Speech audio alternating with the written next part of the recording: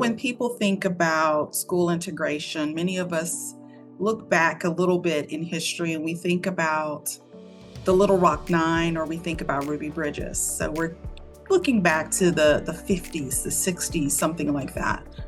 But what I don't think people realize is that schools are still quite a bit segregated today.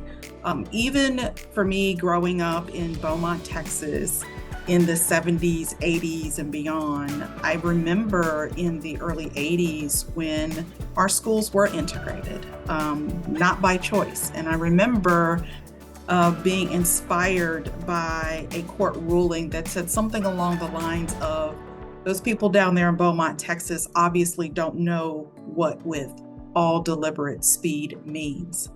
And so then we were forced to integrate. And I remember the adults being in this big frenzy trying to figure out how they were going to manage this and keep their kids safe and secure in their educational environment. And there was this ping pong ball process by which the names of the students were literally put on a ping pong ball, and lottery style, they were all just swirling around, and then they would pick out the names and determine who was going to what school. That was sort of going to be this anonymous, sort of fair way of shuffling everybody.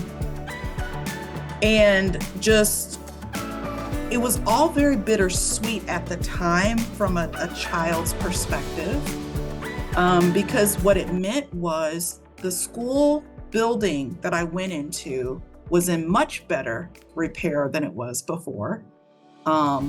It meant that the school books that I got were no longer the ones that were left over, that were provided to us by the white schools, the ones that were out of print. We had newer materials and buildings that were in better repair, and just a lot of things were better.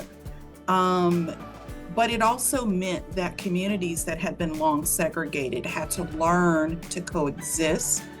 And we had to learn to coexist through our most precious aspects of our lives, through the children. We were those children who forced the adults to look at each other and to learn to coexist in a better way.